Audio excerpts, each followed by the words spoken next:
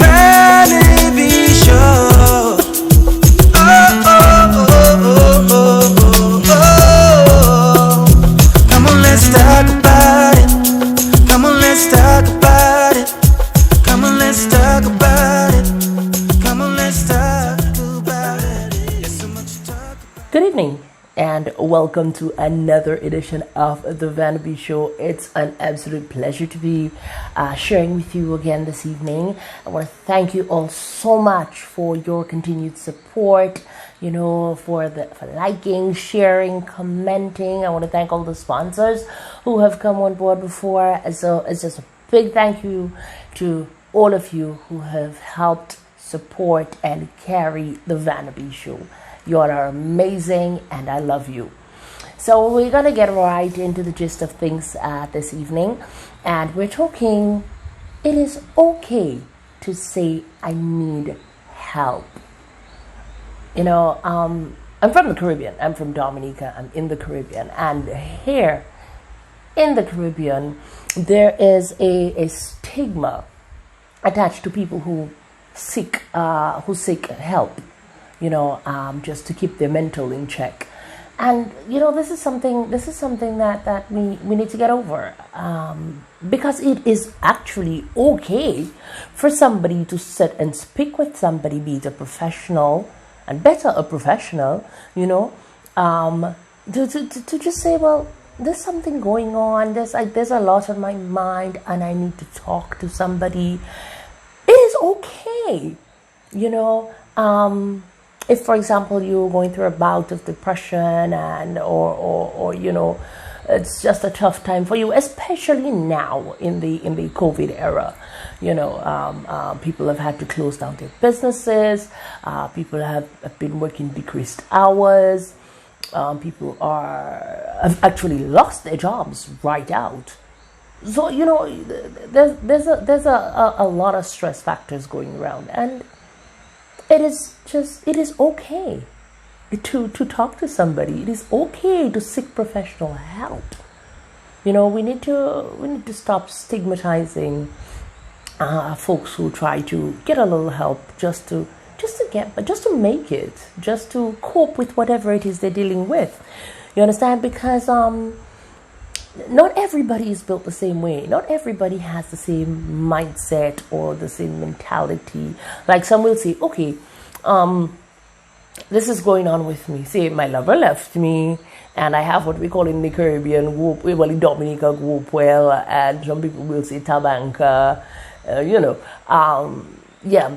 so we broke up and it's taking a toll on me. I really didn't expect that to happen. I can go to speak to someone professionally, because what we call a whoop well, what we call a broken heart, then it is actually classed as a mental illness, but it's a curable one, it's a treatable one. You're gonna get over it eventually. So if I go to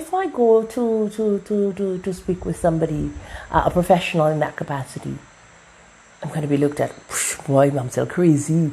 That person she's not right in the head. She's crazy. So it's like, we need to get away from that and give people an opportunity to take care of themselves and get better. Because, guess what? I don't do anything about it, and next thing you know, I'm on the street, or I do something drastic, but had I sought help, I would have gotten over the situation. I would have gotten better, all right? Because you would go to the doctor if you have a headache, a tummy ache, a backache, for whatever physical health aspect you have. You'll go to the doctor. You do annual checkups. You'll go to the doctor.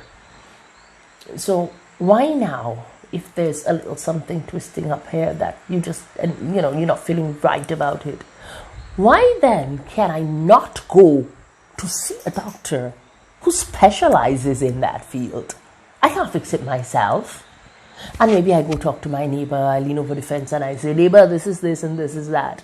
Next thing you know, neighbor goes down the road and say, you don't hear what this one did and what happened to that one. And So if I go to a professional, I know that there's a doctor-patient confidentiality, or I see a counselor and there's some level of confidentiality.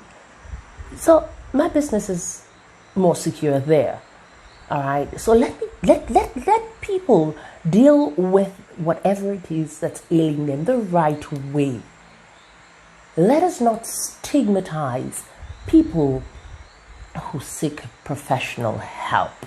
It is actually a disease that needs treatment. Some of them are incurable, and you're going to be on medication for, to live out your life, just to keep you on the balance. Some of them, you just need a little bit of counseling. I think they call it pharmacotherapy, or what's treated with pharmaceutical drugs. And the other one is psychotherapy, where you actually have a discussion with a professional who guides you until you are able to, live without therapy, the counseling. So it's a good thing. I mean, why would somebody spend all those thousands of dollars to go and study to become a professional in that field? And you're trying to you're depriving the person now of making that income, because everybody who goes to go see the shrink is considered crazy, mad, loco, cuckoo. You know what I mean? Give people a break. Let people deal with their health in the best way possible. Let people seek out medical help or seek out professional help where it's needed. I mean, you have a car, and you're not a mechanic, but something is wrong with your car. You're gonna fiddle with it, or you're gonna leave the problem continue until the car falls apart. Wouldn't you take that car to a mechanic to get it repaired, to get it working again? Same thing. I got a little issue up there. I'm going to see somebody, and I'm going to get that issue sorted. I'm not going to let it fester until I become, where I wouldn't want to be. You get what I'm saying? And I'm saying but I'm speaking generally. All right. And like I said earlier, some people are better able to handle stressful situations than others. Some people are stronger mentally. Some people can take on the world with a smile on their face. But some other people cannot. So it's about time we stop that stigmatization, and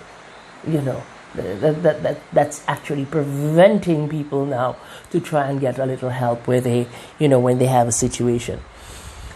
And it's because of that stigma that people shy away from getting help. And I mean, again, we have to realize that this is a real illness. Some people tend to say, oh, that person's faking it, or crazy what. And another popular thing in the Caribbean is you got obia. All right, somebody did something to you, so therefore you that's why you're in that situation. It's not anything to do with health. It's not anything to do with medication or whatever. It's obia. You understand? So it's just pretty much what the gist of the conversation tonight, or the gist of the discussion tonight. Look at right now. I mean, it's this COVID pandemic. So many people are dying. People are losing their loved ones. How do you cope with that? I mean, you can sit and cry. You can hug and kiss each other all the time, family members or whoever it is that are suffering the loss with you. But is that really going to help you, get back into that proper mind space? You get what I'm saying? Stop the stigmatization. Mental illness is a real thing, and it can affect anybody at any time. I mean, recently I was listening to the psychiatric or the consultant psychiatrist here in Dominica, Dr. Nadia Wallace, and she said, she hasn't met a single person in Dominica who doesn't have somebody who's related to them with some sort of mental illness or the other. Be it a Gopwell, be it bipolar, be it whatever it is. There's always one person somewhere who has a little something. And we need to again, and I'll keep saying it, stop the stigmatization, stop the name calling, stop trying to bring down other people's morals. It can happen to anybody. And if somebody is trying to seek help, allow the person to seek help. Don't badmouth the person, because you never know when it lands on your doorstep. You know what I mean? So we have to work with each other to curb the cycle of mental illness. It's not just in the Caribbean, it's not just in Dominica, it's world over. You understand? People may have lost their jobs and they cannot deal with the stress. People may have lost a loved one, they cannot deal with the stress. People may have financial issues, whatever the case may be, but people try to seek help to cope. So let people seek help. Let people find a way of coping with whatever it is their issue is. You understand?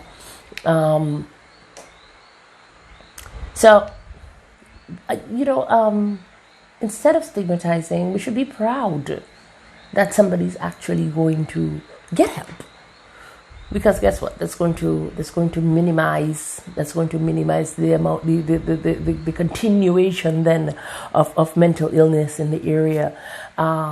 Companies, businesses, with employees, you could set up support groups, or you could set up a little session, a little counseling session for the staff, because depending on your profession, depending on what you do, you may need to de-stress a little bit. I mean, even the shrinks need to de-stress, so who am I not to want to de-stress? You understand what I mean? Speak to somebody and get it off my shoulders. I think there should be support groups at schools, at work, and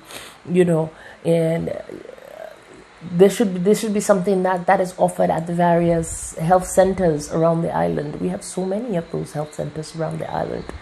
Why not have a session, have some of the doctors come in, maybe once a week or twice a week, and you can feel free to go in. But then again, based on the legislation and so on and so forth, you have to have a referral in order to see somebody. So if it is, you see your medical doctor, and you say to your medical doctor, be it at the clinic or be it at the hospital, and you say to your medical doctor, well, I think I need to speak to someone. Let them make that referral for you, and then you can see a mental health practitioner, be it a psychiatrist, a psychologist, a counselor, whatever the case may be, because we all need a little help sometimes. All right, so just want to leave this here with you tonight. We'll look out next Wednesday for more on the Vahnahbee Show. We'll have a little more discussion, a little more time to, talk in depth on certain matters. But just want to thank you again for joining. Don't forget to like, share, and subscribe. That's it for us this evening on the Vahnahbee Show. Much love to you.